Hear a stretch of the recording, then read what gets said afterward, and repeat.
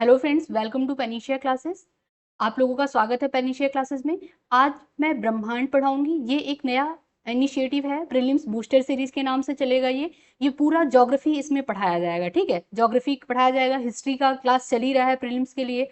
ठीक है, अगर आपको ये पसंद आएगा तो आप कमेंट कीजिएगा, तो मैं मेंस में भी लेकर के आऊंगी। ये इसमें क्या है, ये प्रीलिम्स से रिलेटेड, क्योंकि इसमें फैक्ट ज़्यादा हैं जो प्रीलिम्स में आते हैं वही इसमें पढ़ाया गया है। और प्रीलिम्स से रिलेटेड जो पीवाईक्यूज आए हुए हैं वो भी मैंने लास्ट में डाल दिए हुए हैं। 10-15 क्वेश्चन जो है वो लास्ट में पीवाईक्यूज भी पड़े हुए हैं।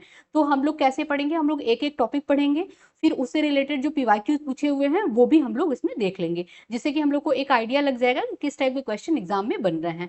तो ये जो है स्टार्ट करूंगी मैं, तो सबसे पहले वर्ल्ड ज्योग्राफी खत्म करूंगी एक एक टॉपिक करके। फिर उसके बाद हम लोग इंडियन ज्योग्राफी पढ़ेंगे। तो पूरा ज्योग्राफी का ये पूरा सीरीज चलेगा। तो अगर आप लोग को पसंद आएगा तो आप लोग प्लीज कमेंट बॉक्स में कमेंट कीजिएगा।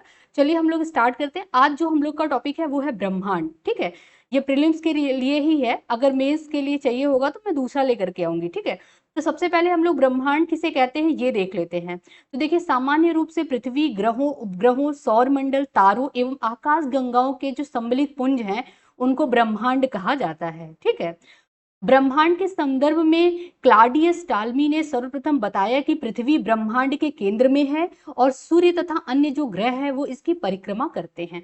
जैसे देखिए, जो ये मान लीजिए ये हमारा क्या है, ब्रह्मांड है। ये क्या है, हमारा ब्रह्मांड है। ठीक है, ये ब्रह्मांड है। इसके सेंटर में क्या है, अर्थ है। ये क्या है, अर्थ है, पृथ्वी है। ठीक, अब पृथ्वी के चारों ओर सूर्य, इनके अनुसार टॉलमी के अनुसार है, सूर्य परिक्रमा कर रहे हैं, और जो अन्य ग्रह हैं वो भी इस पृथ्वी के चारों ओर परिक्रमा कर रहे हैं। ये चीज टालमी के अनुसार है, याद कर लीजिएगा। एग्जाम में सीधे सीधे कथन और कारण में एग्जाम में ये पूछा हुआ है। ठीक है, ब्रह्मांड में लगभग 100 अरब आकाश गंगाएं हैं। ये चीज है। दूसरा जो डिफिनीशन है ब्रह्मांड का वो यहाँ पे देखिए दिया गया है। ये चीज पढ़िए, शुरू से पढ़ लेते हैं तो फिर ये डिफिनीशन भी देख लेंगे। ब्रह्मांड का वैज्ञानिक जो अध्ययन है वो क्या है, कॉस्मोलॉजी कहलाता है। तो ब्रह्मांड के वैज्ञानिक अध्ययन को कॉस्मोलॉजी कहते हैं। ब्रह्मांड में तारों, आकाशगंगाओं, ग्रहों, उपग्रहों, उल्कापिंडों आदि को शामिल किया गया है। पृथ्वी सौरमंडल का एक सदस्य ग्रह है। सौरमंडल आकाशगंगा मंदाकिनी की मध्यवर्ती घूर्णनशील भुजा का एक अंश है। ठीक है, सौरमंडल के बारे में यहाँ पे बताया गया है। हमारी मंदाकिनी की 3 घूर्णनशील भुजाओं के में असंख्य तारे हैं। जैसा कि आप लोगों ने देखा भी होगा, असंख्य तारे दिखते हैं आसमान में, जो एक सौर परिवार के रूप में स्थित हैं। ठीक है, मंदाकिनी जैसी कई आकाशगंगाएं मिलकर के एक आकाशगंगा पुंज का निर्माण करती हैं, जिसे ही ब्रह्मांड कहा जाता है। ठीक है, इन्हीं आकाशगंगा के पुंज को क्या कहा गया है, ब्रह्मांड कहते हैं। तो ये चीज दूसरा डिफिनीशन है, इसको भी याद कर लीजिएगा। ठीक है, ब्रह्मांड के संबंध में सर्वप्रथम टालमी ने 140 ईस्वी में दिया था। क्या दिया था, इनकी जो अवधारणा थी, ये एग्जाम में पूछ लेता है। तो जियोसेंट्रिक अवधारणा किसने दी थी, तो जियोसेंट्रिक अवधारणा टालमी ने दी थी। ठीक है, यहाँ पे हम लोगों ने देखा, देखिए सबसे पहले क्लाडियस टालमी ने दिया था। तो जो जियोसेंट्रिक अवधारणा थी वो किसकी थी, तो वो सर्वप्रथम टालमी की ने दिया था, तो उन्हीं की अवधारणा थी। जिसमें क्या बताया गया था, अभी हम लोगों ने पढ़ा कि ब्रह्मांड के केंद्र में पृथ्वी स्थित है और पृथ्वी के चारों ओर सूर्य और अन्य ग्रह जो है वो परिक्रमा करते हैं। ठीक है, ये चीज यहाँ पे बताया गया है। नेक्स्ट है 1543 में कॉपरनिकस ने ब्रह्मांड के संदर्भ में हेलियोसेंट्रिक अवधारणा दी थी। बहुत इंपॉर्टेंट हो जाता है, एग्जाम में पूछ लेता है कि हेलियोसेंट्रिक अवधारणा किसकी थी। तो हेलियोसेंट्रिक अवधारणा जो थी वो कॉपरनिकस की थी। जियोसेंट्रिक अवधारणा किसकी थी, टॉलमी की थी। ठीक है, जो जो ज्यादा इंपॉर्टेंट है उसको मैं बार बार रिपीट कर रही हूँ, क्योंकि उसको आप लोग, मैं कोशिश कर रही हूँ क्लास में ही याद हो जाए। 1 से 2 बार नहीं याद हो रहा तो आप लोग लिख लीजिएगा, या तो 1 से 2 बार और देख लीजिएगा, याद हो जाएगा। ठीक है, तो जियोसेंट्रिक अवधारणा टालमी की है, हेलियोसेंट्रिक अवधारणा कॉपरनिकस की है। बस इतना ही याद कर लीजिए। अब एक चीज और भी याद कर लीजिएगा, देखिए यहाँ पे क्या, ये अवधारणा, इनकी अवधारणा क्या कहती है, इन्होंने बोला कि जो पृथ्वी है वो केंद्र में है, उसके चारों ओर क्या है, किसके केंद्र में है, ब्रह्मांड के केंद्र में जो है वो पृथ्वी है। पृथ्वी के चारों ओर सूर्य और अन्य ग्रह क्या करते हैं, परिक्रमा करते हैं।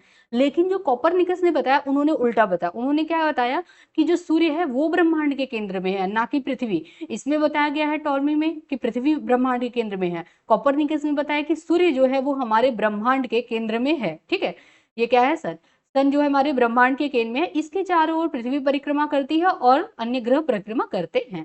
ठीक है, तो ये चीज भी इंपॉर्टेंट हो जाता है। ये दोनों दे देगा आपको, जब कथन और कारण में देगा तो क्या करेगा कि आपको पहला ये लाइन दे देगा, दूसरा ये लाइन, उलट भी सकता है कि टॉलमी के अनुसार पृथ्वी जो है वो सूर्य जो है ब्रह्मांड के केंद्र में है, पृथ्वी और अन्य ग्रह चक्कर लगाते तो गलत हो जाएगा। क्यों? क्योंकि पृथ्वी केंद्र में है। और कॉपरनिकस के अनुसार बोल देगा कि पृथ्वी जो है वो केंद्र में है और सूर्य जो है और अन्य ग्रह ब्रह्मांड के केंद्र में चक्कर लगाते हैं, तो ये भी गलत हो जाएगा। ठीक है, तो इसको याद कर लीजिएगा, ये क्वेश्चन आया हुआ है। नेक्स्ट है, इस प्रकार अगर हम ब्रह्मांड की अवधारणा में क्रमिक परिवर्तन होते हुए देख रहे हैं तो इसकी उत्पत्ति की व्याख्या के संदर्भ में कई सिद्धांत दिए गए। ये सिद्धांत इसलिए मैंने यहाँ पे डाल दिया क्योंकि ये जो सिद्धांत है ये एग्जाम में मतलब प्रीलिम्स में सीधे सीधे पूछ देते हैं कि महाविस्फोटक सिद्धांत ये किसका है, तो इसके प्रतिपादक कौन है। तो ये चीज याद कर लीजिएगा, ये एग्जाम में पूछा हुआ है यूपीपीसीएस प्रीलिम्स में। अवे जार्ज लेमेंटियर है। तो महाविस्फोटक सिद्धांत किसका है? ये है जार्ज लेमेंटियर का है। बस इतना याद कर लीजिए, अगर कुछ नहीं याद हो रहा तो लेमेंटियर याद कर लीजिए, ये एग्जाम में याद हो जा मतलब याद कर लीजिए तो वहां पे याद रहेगा। फिर आता है साम्यावस्था सिद्धांत। ये इसके प्रतिपादक कौन थे? तो ये थे फ्रेड होयल, हरमन बॉडिया व थॉमस गॉल्ड थे। ठीक है, और स्फीति सिद्धांत, इसके प्रतिपादक कौन थे? तो वो थे एलन गुथ थे। ठीक है, स्फीति सिद्धांत के एलन गुथ थे। दोलन सिद्धांत, ये भी इंपॉर्टेंट हो जाता है, इसके प्रतिपादक डॉक्टर एलन संडेजा थे। तो महाविस्फोटक बहुत इंपॉर्टेंट हो जाता है और दोलन सिद्धांत इंपॉर्टेंट हो जाता है। याद हो तो चारों याद कर लीजिए। ठीक है, महाविस्फोटक लेमेंटियर याद कर लीजिएगा। ठीक है, जॉर्ज लेमेंटियर। ठीक है, अब यहाँ पे ब्रह्मांड की उत्पत्ति से जो सिद्धांत है तो इसमें बिग बैंग सिद्धांत है जो कि मेंस के लिए बहुत इंपॉर्टेंट हो जाता है, इसको डिटेल में अगर पढ़िए आप तो। इस सिद्धांत के अनुसार ब्रह्मांड की उत्पत्ति एक बड़े विस्फोट से हुआ है। बिग बैंग थ्योरी के अनुसार ब्रह्मांड की जो उत्पत्ति है वो बड़े विस्फोट से हुआ है। यह समय लगभग 15 अरब वर्ष पूर्व का था।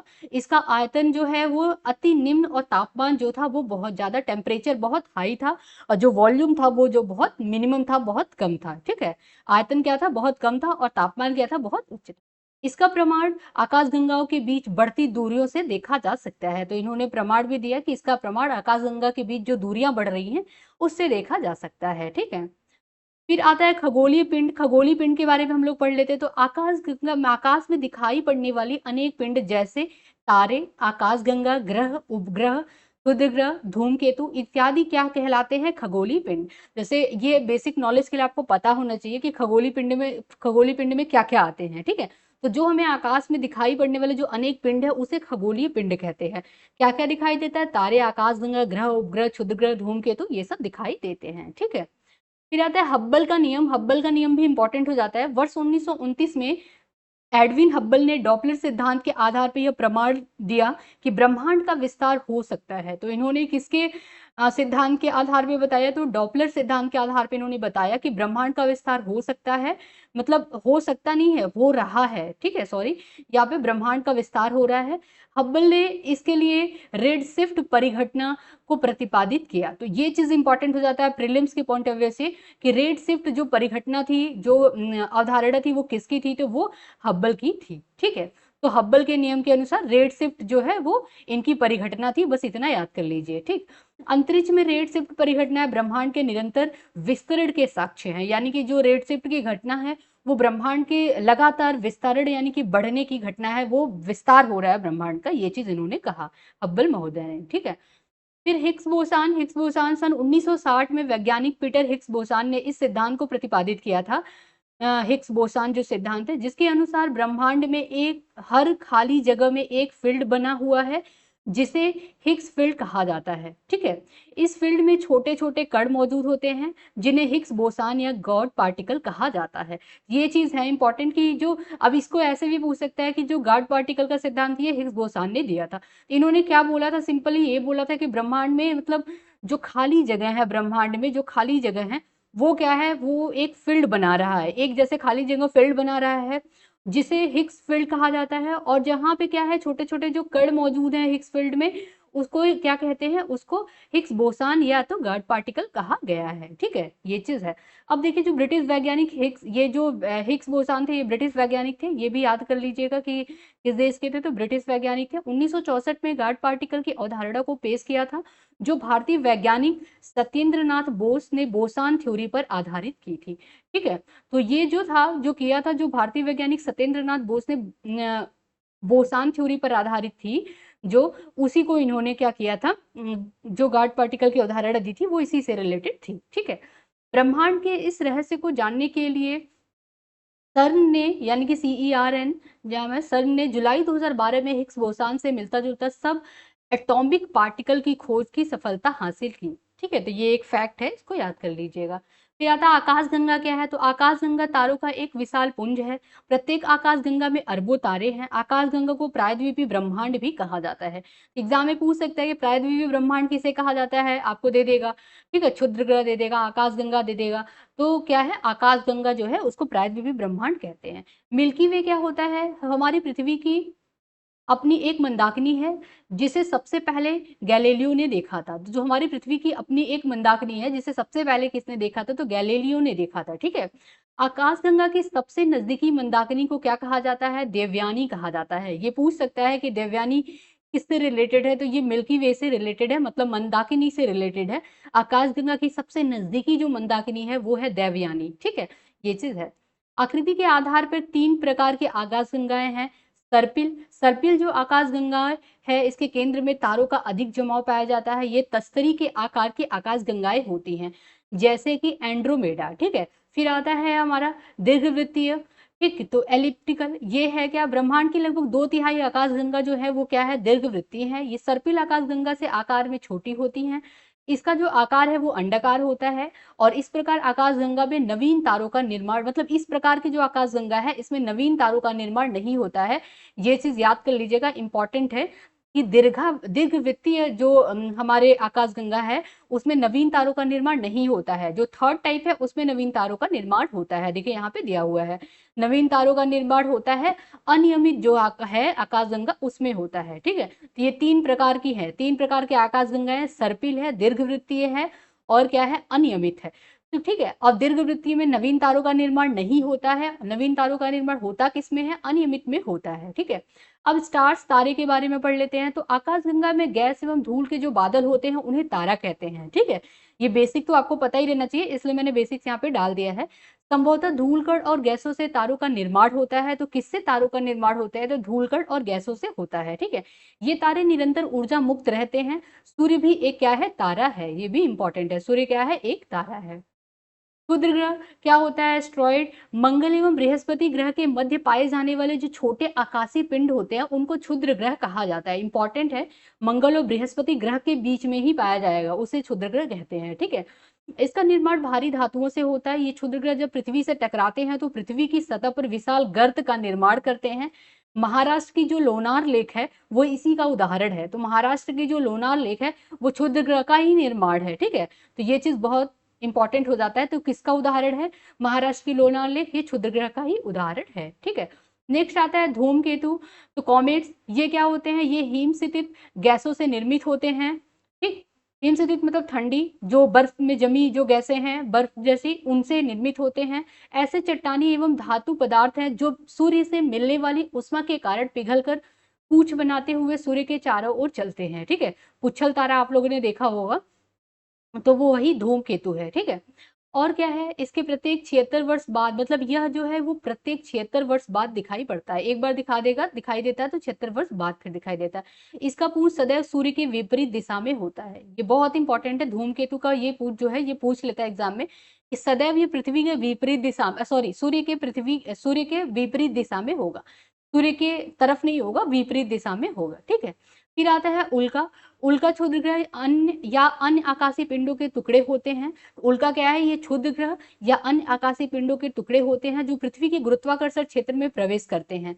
तो वायुमंडल से घर्षण के कारण जलकर नष्ट हो जाते हैं या टूटते हुए तारे जैसे दिखाई पड़ते हैं।